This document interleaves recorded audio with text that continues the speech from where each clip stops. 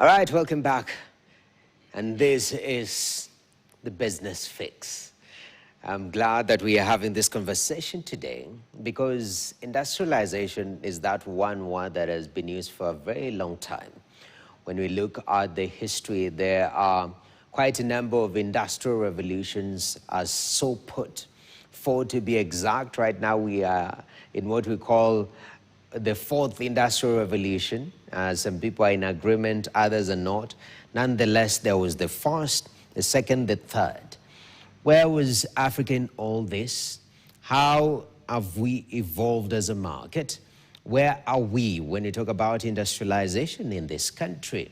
What potential does industrialization hold in transforming the country we call Kenya and the continent we call Africa? And what are those barriers that we need to do away with if this sector is to thrive?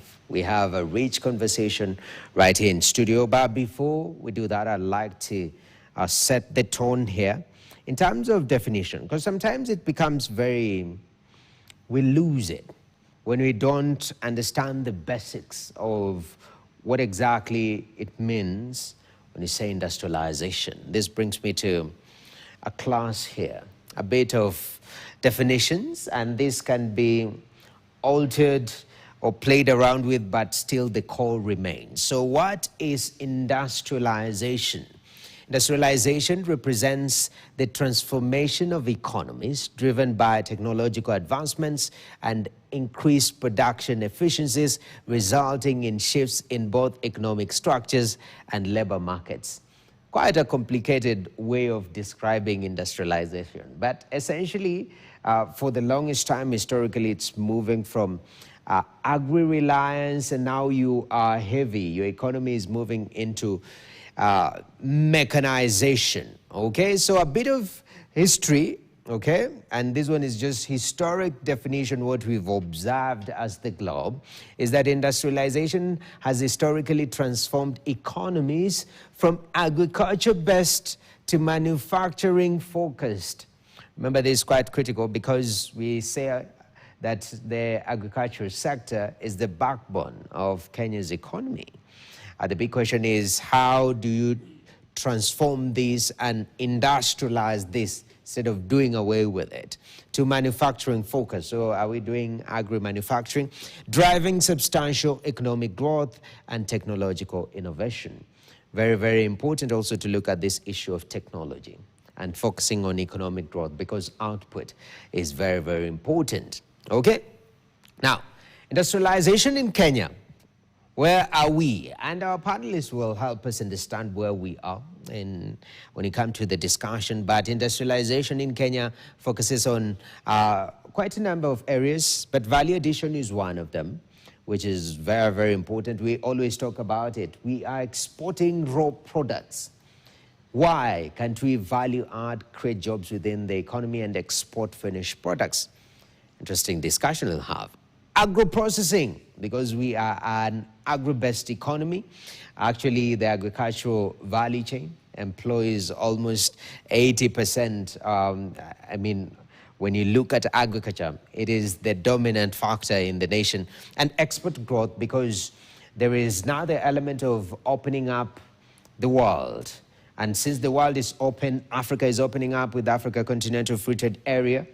The question is, how can we focus on getting more value outside? So produce more within the country and figure out how to export. That is trade, very important. So that's the overall view of when you talk about industrialization in Kenya, what it sort of entails, okay? Now, this will feature majorly in our discussion. Why?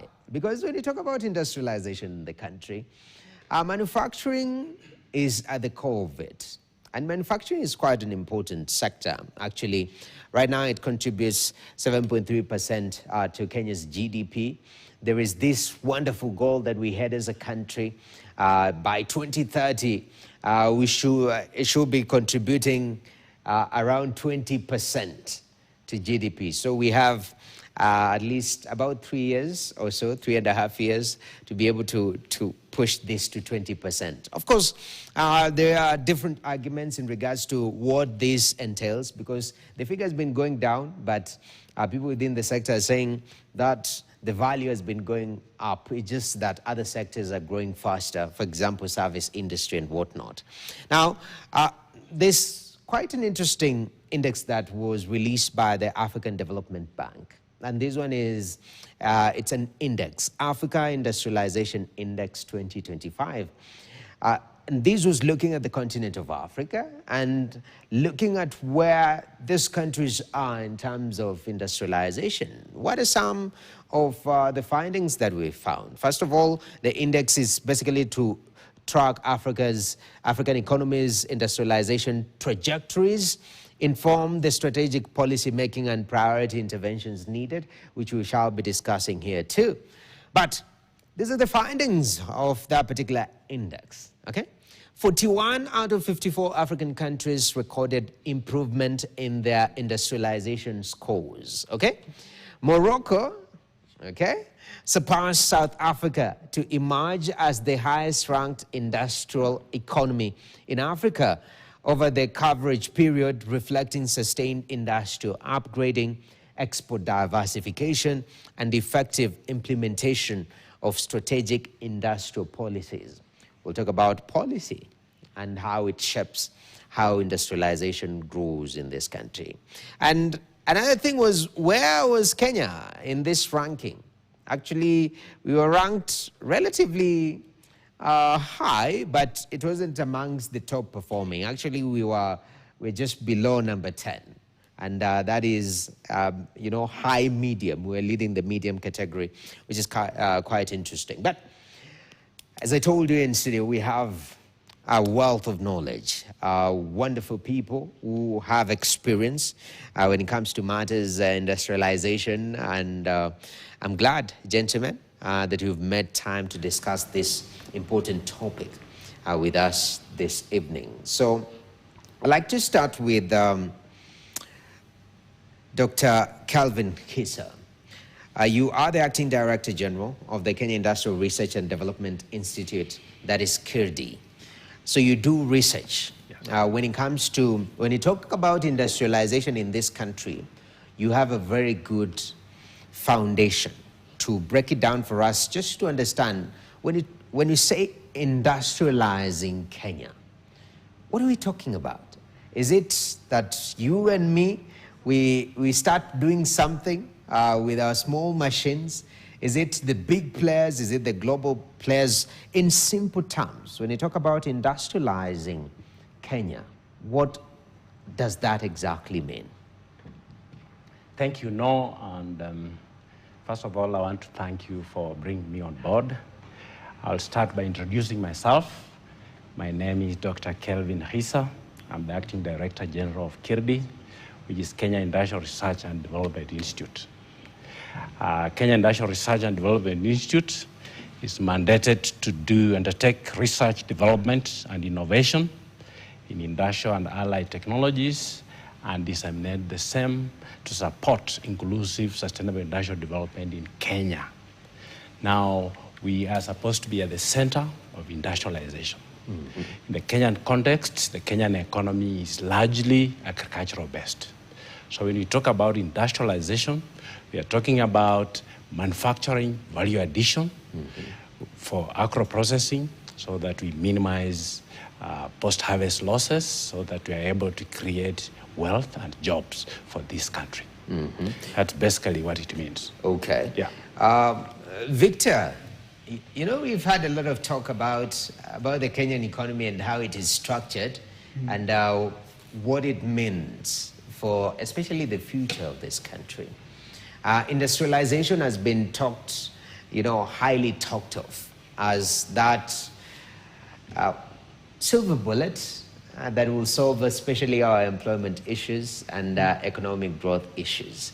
From where you sit, because you consult on many of these issues, especially for the SMEs, what is Kenya's industrialization journey, and how does it compare? Because most of the time we also compare with what happened globally, especially with the global north or the Western world in regards to the industrial revolutions.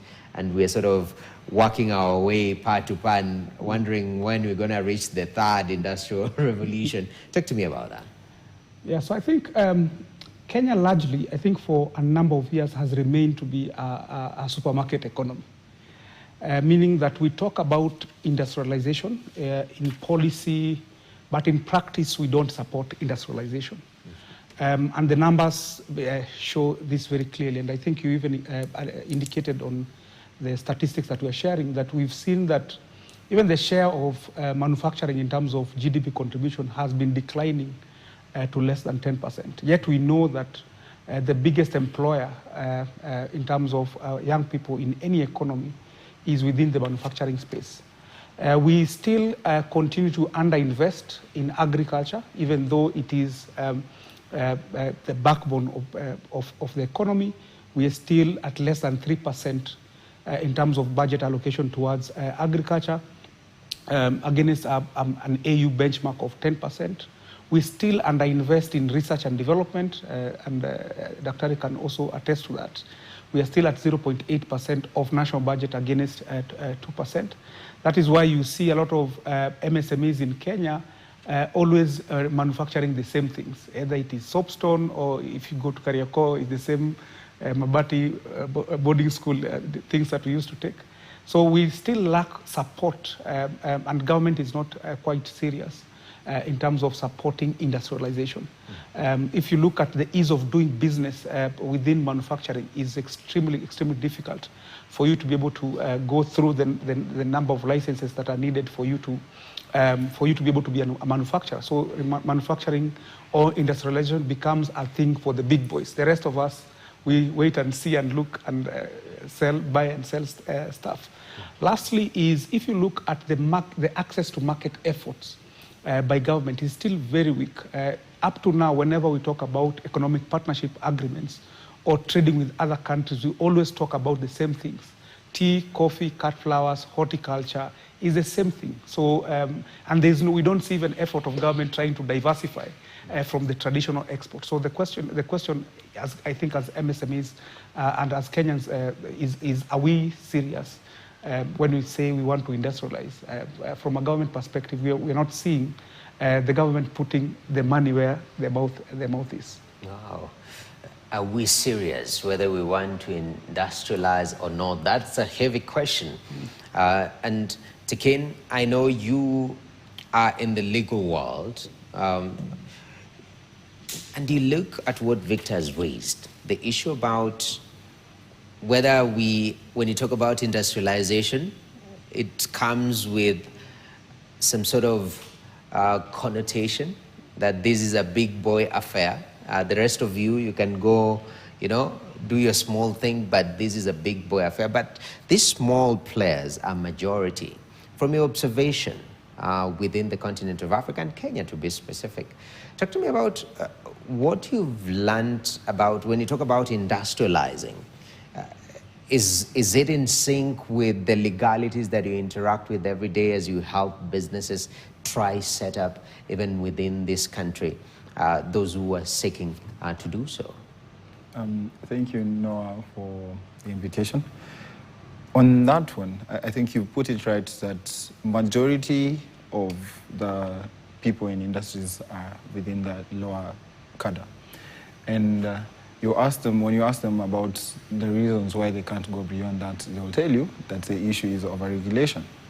And they do not want to formalize because of that overregulation. The moment you formalize, then you start now dealing with NEMA, you start dealing with OSHA, you have to meet requirements with, there are so many regulatory institutions, and that is one of the challenges that we have here in Kenya, and even across Africa. There are so many duplications of roles and compliance, and some of these small players cannot match. Only the big players can match because they have the funding to do those compliance requirements. And Victor here has put it right that, the moment someone gets into industrialization, you do the cost-benefit analysis and you realize it's not making sense. So at the end of the day, you decide to go for this cosmetic industries or services, and that is why services is growing, because it is more cost. It is more beneficial in terms of costs when you go into that. So another thing that I've also noticed is that there is little linkage between the small players and the big players. If there was linkage between the small players and the big players, then it would be easy for them now to get the benefits of supplying to the big players, and you have a constant off-taker of your produce. But since they do not have that linkage, most of their off-takers are just the ordinary people, like he says, Mabati guys. So it is seasonal.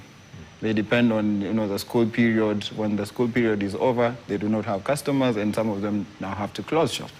But if we had linkages where you have constant off-taker of your produce, as a small player, you keep on growing. You have those contractual agreements, so you know that if I put this investment in this industry, then at the end of the year, I know that there's someone who I'm going to supply to. And then you can now devote your money into it. But since there is no linkage in between the two, then it's not beneficial. All right. Yeah. Dr. Hissa, it seems there is, when we are unpacking industrialization, we have to recognize sort of the stratification of this market and the different needs within this different strata. Yeah. There are big boys, there are small boys, and I think that comes out so strongly. Maybe help us to understand this dichotomy that is coming up, even with the concerns, for example, access to market, inability to grow. It seems the bigger you are, you stand a chance. The smaller you are, it becomes a bit difficult.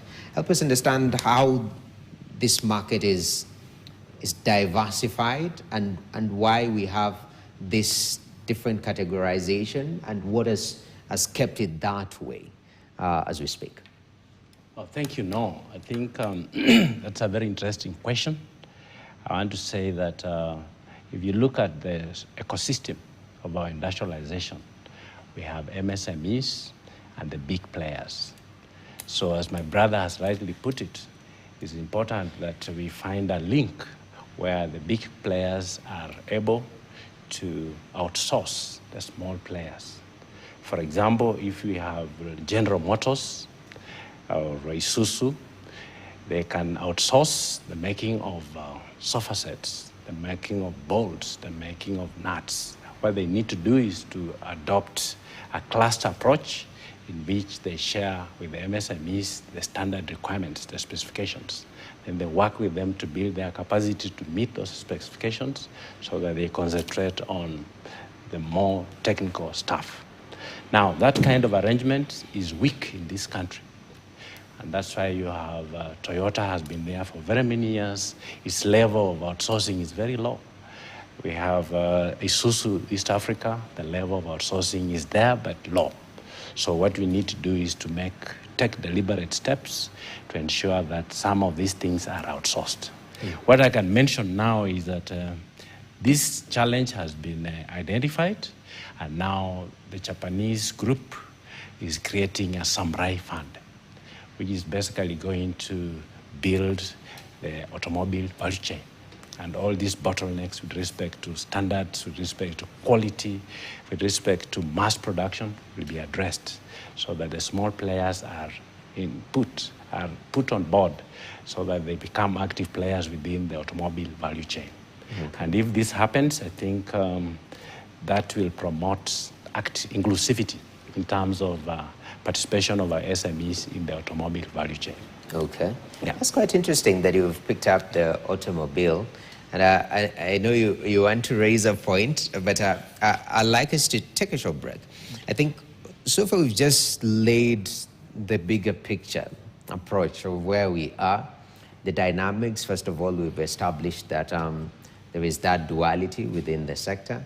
Majority of players are small. Yeah. And if at all we are to bring change in this sector, we have to think about industrialization both ways, but how can we do it with the small players for impact, and also the large players for proper support and scaling, especially across Africa? So we take a short break. When we come back, we'll be more specific now in regards to the problems, the barriers that are facing industrialization in this country, and what you can do to solve that. So we take a short break. This is the Business Fix.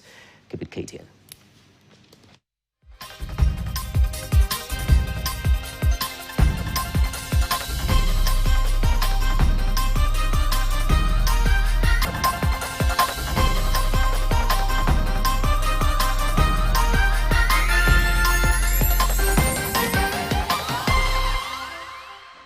All right, welcome back to the Business Fix. In studio, we have Tekin Seko, a trader and investment lawyer at AfriTrade Consulting.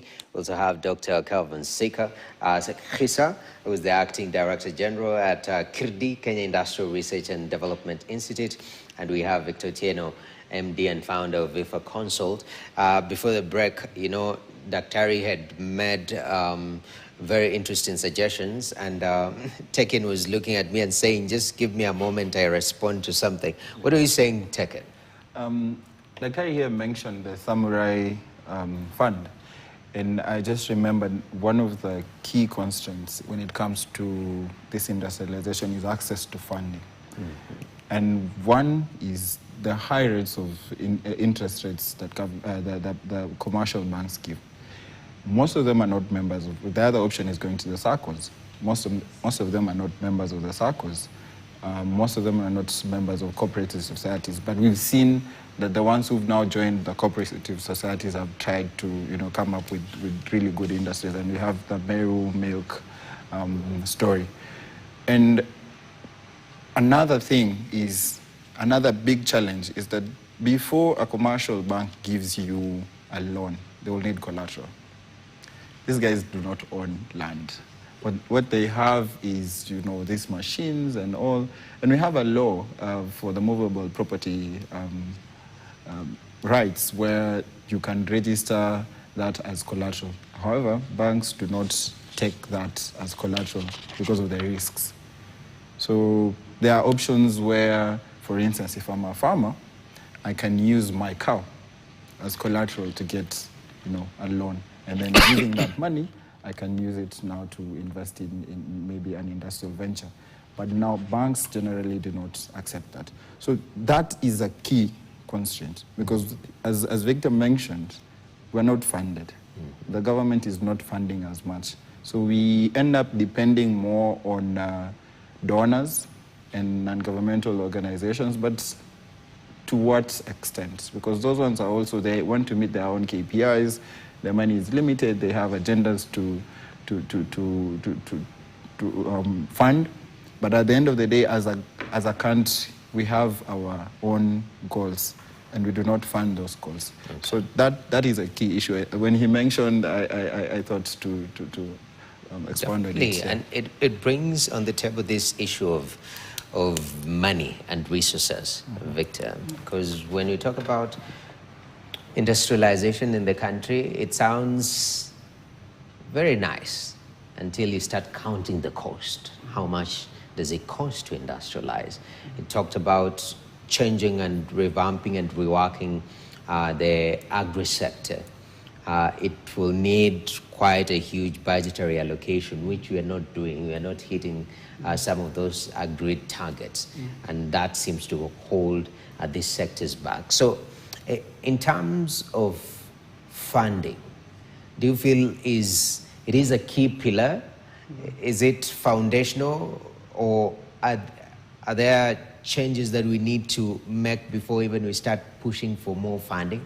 Because I can fund you and you continue doing what you used to do. Maybe just a bit bigger. How do we process this issue of financing towards industrializing and growth for this sector players? I think what we lack as a country is what we call systemic thinking, or a theory of change, or a philosophy. So if you look at countries such as China, they decided years back that they wanted to go electric. And what we saw is the entire government shift in terms of resources, intention, policy towards achieving the same thing. I think from a Kenyan perspective is a mixed basket in the sense that we see the rhetoric of saying we want to industrialize, but we're not seeing the kind of systemic thinking that requires us to move in that direction. And we have a number of examples. For example, between 2017 and 2024, Kenya pumped around 15 billion Kenya shillings towards a program called KEOP. This was a program that was supporting entrepreneurs. And what this program ended up doing was supporting the same old as MSMEs to do the same wholesale retail. So you can see the 15 billion going down the drain, just as an example in terms of funding. So if that money would have been used either to give to KIRDI or KIE or institutions that can be able to support industrialization, then you can see that would have been a change. From an ease of doing business perspective also, and the reason why I say this is because sometimes you can talk about funding in terms of money that you receive, but you can also look at funding in terms of the money that you save as a business. So if the cost of doing business is high, that's an expense that would have used to invest in your business. So if you're to look at the cost of manufacturing in Kenya, number of licenses, some are upwards of 50 licenses. You go to counties, the inconsistencies in the finance bill. So you go to Murang'a, they say class A manufacturing, 500,000 annually. You go to Nairobi, you go to Kisumu, it's all different. So if you are a manufacturer and you're in a number of counties, of course you're going to struggle, and especially if you're a small manufacturer. We have barriers such as cess. If you need to move your product, you've done either an agricultural, you need to move agricultural products from one county to the next to process. Let's say, for example, you want to do peanut butter. You want to bring groundnuts from Western to Nairobi. You'll pay licenses for every border that you cross. We have branding licenses. So I mean, if you are to add up the number of licenses and the cost of doing business, we've not even touched on fuel. We've not touched on energy, which is extremely high. So I think you can see these are systemic things that affect or impede, MSMEs to go into manufacturing. Okay. Pick the example of KIPES, the Country Aggregation Industrial Parks, where government has pumped, I think, 8.5 billion, and so far I think this year they're going to add another 4 billion. That's over 12 billion Kenya shillings. Add that to KIPES, we are talking about 30 billion in terms of funding. So KIPES is a good idea, but again, it is taking time. If you look at the opportunity cost of building a huge building, then waiting after finishing, then telling people, come, let's do business here. It's taking time. We already have Juakali people who are in different sites. Why can't we do decentralized manufacturing, where you say, look, I see you in Kamkunji, what do I need to help you to reach a certain level in terms of product quality, etc. Those sites are there, and they're in all 47 counties. Why can't we use that money to upgrade and support infrastructure and give them whatever other necessary support that they need, using the same amount of money that is being used in KIPES as an example. Okay. Up to now, I'm not too sure, maybe Dr. can confirm, I'm not too sure how many KIPES are ready. A lot of them are 60, 20, 40%. And even where counties have been told, let's support KIPES, they're told that you need to give a share of over 200 million. Which county has the money to be able to put 200 million as a co-financing for KIPES? So for me, I think the big challenge is systemic thinking. And lastly, I think if you look at the economic report of 2026, we see that the financial institutions, in terms of lending to government, increased, while lending to private sector declined. So again, it's systemic thinking, because the moment government comes to borrow in the local market, there is no way MSMEs or small manufacturers are going to access financing. Okay. So I think for me is government has to start thinking in a systemic way and start putting money where it needs so that we can be able to support manufacturing from that broader perspective before we can even talk about private sector supporting industrialization. Definitely. And Dr. Hissa, Yes, please. you know, when you talk about aggregation, because majority of our players are small-scale players, aggregation actually is the way to go. Leveraging on scale at the end of the day. And the idea behind KIPES seemed to be brilliant. I mean, it was identify the products within your county, find a way of bringing them together so that we have scale, and then figure out value addition that appeals to markets, you know, all that. But still, it's taking time. It seems everything takes time here. Maybe assess for us whether this is the right approach and whether it is going at the right speed. Great, thank you, Noah. I think that's a very interesting question. I want to make the following observations. That for Kenya to industrialize, we must invest in infrastructure. And as a government, the government is prioritizing county aggregation and industrial parks as one way of building that infrastructure. We have special economic zones that will also strengthen industrialization infrastructure, as well as the export processing zones.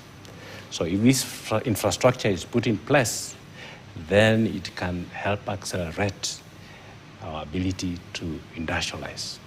This is the model that has worked for China and South Korea. Because of this infrastructure where companies work together and they can access utilities and so on, incentives, China has become the industrial park of the world. So on that front, I think government investment in KIPES, special economic zones, export processing zones is a good thing to do. But in order for us to make them more useful for us, then we must go deeper into ensuring that these industrial zones are productive and competitive. To be able to do that, then we have tools that will enable them to do that. Tools that can enable them lower the costs of production. And in this country, we have approaches that focus on resource efficiency and cleaner production, where you're trying to get more from less. You're minimizing waste at source, and if the companies are operating close together, you are exchanging the waste. So that you are getting more from less, that boosts your productivity and competitiveness. We need to do that. The other aspect is on, we need to convert these industrial zones into green manufacturing zones. These are zones that are adopting expansion pathways that are low carbon, resource efficient, and socially inclusive. So if we do that, we should be in a position to attract environmentally conscious investors who, by virtue of climate change, will choose to come to a green zone, choosing it over and above a brown zone. So if we did that, then we can revolutionize our industrialization process and ensure that we avoid the mistakes that were committed by the developed world. Definitely. Really spot on right there. Tekin, looking at that, because it's brought up quite interesting points, especially the special economic zones, the export processing zones, and very wonderful ideas. But again, the uptake, you see there is a certain level of slowness, yeah? I don't know, because you guys offer consultations around this. You talk to businesses that want to go into these spaces. What is holding us back, other than the financial situation you told us? Just getting financing for businesses is a bit difficult. It's easier to lend to government from financial institutions than to lend to businesses. Yeah. What do you think? Why aren't you taking advantage of this infrastructure that so far has been laid by the government? So first, I'll just tell you what we do at AfriTrade. We support both the government in coming up with policies, and then we support the private sector in taking advantage of those policies and navigating the Kenyan markets through market entry support. Now that takes me to now a sector that I can use now to describe how I think it's a good blueprint that we can have, and that is a cotton, textiles, and apparels system. Now, the government of Kenya in 2024 made a very conscious decision to start with changing the policies along the, let me use the abbreviation CTA, so along the CTA sector. And they came up with now the cotton, textiles, and apparels policy, which was recently adopted by the cabinet, and it's going to parliament. We were lucky enough as Africa to have supported SDA, the State Department for Industry, to come up with that policy. And then after that policy, now the government went to the farmers, and they have come up with a mechanism where it is supplying cotton seeds to the farmers. So they've gone direct to the first instance where now the chain of industrialization starts, and that is to the farmers. So they're supplying cotton seeds to the farmers, and then now it is trying to revive these sectors that will now take up that cotton. And there are currently efforts towards reviving Rivertex and some other off-takers that are going to take up that cotton. Mm-hmm. Then going next to what Victor said, exports, access to markets. And we have this system of Buy Kenya, Build Kenya. Government has really invested in it, but there's more to be done. So to me, that is a good way of handling an issue. We do not need a blanket solution. Mm-hmm. We need to be targeted, and he said systemic thinking. Mm-hmm. And I think that is a good way of systemic thinking. You start with the policy, you ask the people what the problem is. Mm-hmm. You don't come up with solutions that do not have problems. You ask the people, what are the problems? Mm-hmm. Then what do you need me to do for you? And then you do that. And I think that's one other blueprint. I'll take you to another industry that when you look at it, and if it's systematically handled, it has more consequences than maybe coming up with just a kite. The leather industry. For the leather industry, to start with the farmer. The farmer has employed a herder. When he sells that to an abattoir, there is a butcher there. So those are, you can see the number of people already who benefited. So the farmer, there is transportation to the abattoir, the people employed at the abattoir, the butchers, and then two products. There's meat, and then there's leather. Mm-hmm. Leather goes to the shoemaker. The shoemaker has workers. Then that shoe goes to a retail shop. And that retail shop has someone who's selling. And then when you buy that shoe, so you have those people who brush your...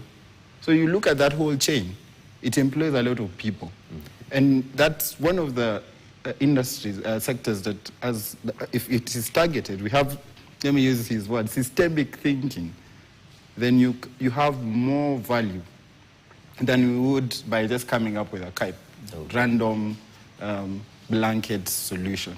Okay. And now that brings me to what Dr. also said here, zoning. Export processing zones and special economic zones. They are very consequential. The countries that he mentions, the ones in Asia, have really benefited from those zoning systems. However, I think the problem for us is that the incentives around the zoning is blanket, and it does not apply to different industries. Different industries have different needs, and then as such they need different incentives. Our system has a blanket incentive, and it ends up advantaging more others than it would for the ones who actually need it. Okay. And that's where you find instances where services is growing, and industrialization is actually growing, but slower. Yes, yes. So it's growing slower, and the other services is growing faster. It's because we are having blanket solutions, and these blanket solutions end up benefiting other sectors that we're not intending to benefit as much. Okay. Yeah. And as we come to the tail end of this conversation, we are in a globalized environment where, in China, they will produce something at a way cheaper rate and even offer you different levels of quality depending. I cater to the market. And that is where we are. Unless you take protectionist measures to guard your market, which also has its own consequences, you have to compete at the end of the day. So this issue of competitiveness. Yeah. Reason why Morocco is ranking first and we are ranking 11th and South Africa second. Talk to me about, as we talk about industrialization, can we compete even just starting at the East African level? Can we compete at the African level before we talk about conquering the world and selling Kenyan products out there? The English people said a bird in hand is worth two in the bush. And I think, like I said, and we can compete as Kenya, but we need to go back to our roots and go to what gives us a competitive edge. If you look at Kenya, we are known for running, we are known for tea, we are known for coffee. So there are certain advantages that we need to look introspectively and say, how can we be able to maximize and produce this best? So I think if you look at the way SEZs, the special economic zones and export processing zones are designed, they're more focused on FDI, or the foreign direct investment. And a lot of the incentives are towards foreigners who want to invest in Kenya. And this is coming at the cost of not supporting our local manufacturers. It is not that Kenyans don't manufacture. If you go to Jogo Road, you'll find textile being manufactured on Jogo Road. There is manufacturing furniture on Jogo Road as well as on Gong Road. If you go to Kariakor, there is leather that is being manufactured there. If you go to Kariobangi light industry, you will find a lot of, I think, one of the long-standing manufacturers of portion meal, Muarata, is based and is well respected, is based in Kariobangi. So I think as a matter of government priority, yes, SEZ are good, yes, KIPES are good, but we already have local manufacturers who are doing a good job, but they're not maybe producing at the quality or standard that are needed. So I think instead of trying to attract others, why can't we support the people who are already existing there and ask the question, instead of importing furniture, why can't we talk to people in Jogo Road? Why can't we talk to guys in Gong Road? If it's leather, can we be able to support Kariakor? And if it's other manufacturing, can we be able to support Kariobangi light industries? And I think if we are to introspect and support that type of manufacturing, then we can be able to compete globally, because the things that are being manufactured here are quite unique. And there's a good case study of when we had COVID. We were not running to KIPES. We were telling the Juakali people, these are the standards of masks. Can we be able to produce and get them to a clearinghouse where it is checked? If it fits, then you're paid. That is what we are calling decentralized manufacturing. You don't have to reinvent the wheel. Work with the SMEs, work with the Juakali people who are already there. At a fraction of the cost. We're talking about over 30 billion invested in the economy, and we are not seeing economic growth in terms of GDP. So I think we need to change tact as a country, focus on our local people, and possibly they are going to surprise us. All right. Under KIRD, there is the D, which is development, yeah? Yes. So you're talking about industrial, not only research, but also development. Yeah. The point is that Victor has raised in terms of supporting these industrialists, especially small-scale ones, to be better. What have you been doing, and what are the observations at that particular level if we are to do it en masse across the country? Dr. Thank you. No, I think that's a very valid question. I want to respond this way, that as KIRD, we have changed our mantra of doing research. We are abandoning you either publish or you perish, to you either solve societal problems or you perish. So we are advancing demand-driven research. And coming to the idea of industrial zones, if we want to make them productive and competitive, then we must enable them to embrace energy efficiency. We must enable them embrace water use efficiency, harvesting, and on-site reuse. We must enable them minimize waste at source. We must enable them be powered by renewable energy, solar, wind, and biomass. If you do that, you'll be able to lower the cost of production and be able to be competitive. So what are we doing as a research institute? We have research centers that are basically working with SMEs and industrial zones to advance these good practices. Then number two, as one of our interventions is that we are in this space of linearity and circularity. We are telling industries that being linear is wasteful. You take products, value add on them, consume, and dump the waste. That's not sustainable because we have finite resources. So we are telling them that you can go circular, retain the materials for as long as is practically possible for purposes of ensuring that they are available for future generations. So we have a center that is basically promoting circular economy principles uptake by both the big companies and the small companies. So what are we doing? We are enabling them to pick up capacity to design out waste and pollution. We are enabling them to embrace the second principle of circularity, which is basically ensuring that products and materials are recycled at their highest value.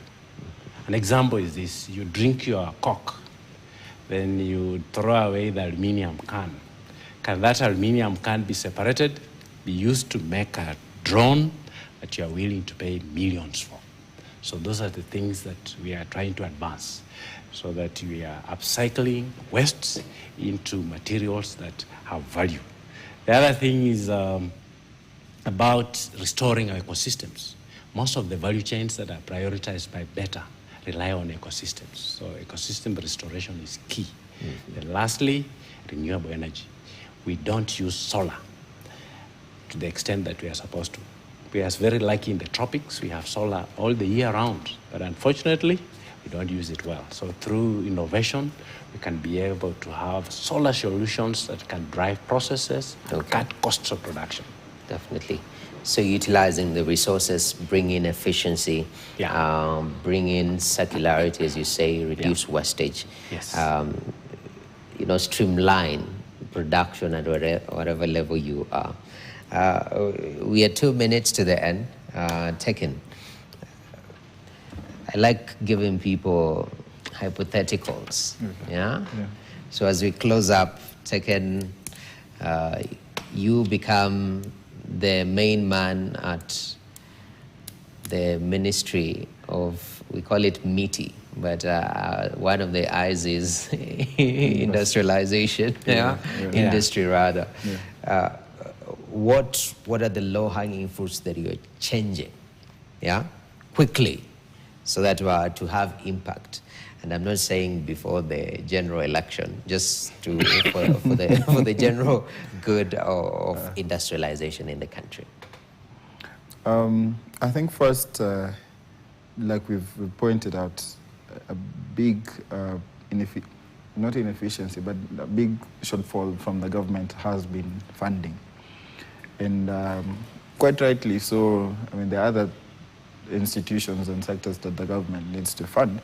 But for me, if I were to take up, then I would specifically start with certain sectors that I know have more ripple effects towards industrialization and more consequential effects towards, manufacturing's capacity to the GDP. So it's just focusing on that, because now, I mean, you've put me in a very short list. I need to accomplish this within a short time. And I think now, like what he said, countries like China, Singapore, and the whatnots, these countries did not just do this overnight. They did it systematically, and you can see for years they were growing. And this is one of our problems, because every administrative cycle, every political cycle, we have different changes in terms of our vision, our goals, and that's a problem. And for industrialization, that cannot work. Industrialization needs systematic and gradual growth, and it has to be systematic for years. And that is why we had Vision 2030. It was for years. But unfortunately, in the implementation, we have fragmented implementation and it's not systematic. That is a big problem. We can never have a quick fix in industrialization. It never happens like that. Definitely. Yeah. And somebody will argue that even an hour-long conversation that comes off as a quick fix. So we can never talk about industrialization in full. But at least we've touched portions of it, what we need to work on, the challenges within the industry, the funding challenge, but also solutions that sector players can start taking advantage. Streamline your system, seek help. Walk into Kirdi, ask them, man, I want to implement this circular thing in my small, company, in my small setup. How can I do it? And I'll be able to do so. Consult to be able to take advantage of these opportunities that we do have. But at large, there is a bigger problem about pushing more money into sectors that need that, and proper implementation, because if you don't implement rightly, it all goes down the drain or doesn't have that maximum impact. And that's been our talk on industrialization. Gentlemen, so it's a pleasure having you here. I know some of us are still recovering from spending so many nights watching World Cup games. So thank you for the sacrifice. Thank you very much at the far end. We have Victor Tieno, founder and MD of Vifa Consult. Thank you for making time. At the center, we have Dr. Kelvin Hissa, acting DG for Kenya Industrial Research and Development Institute.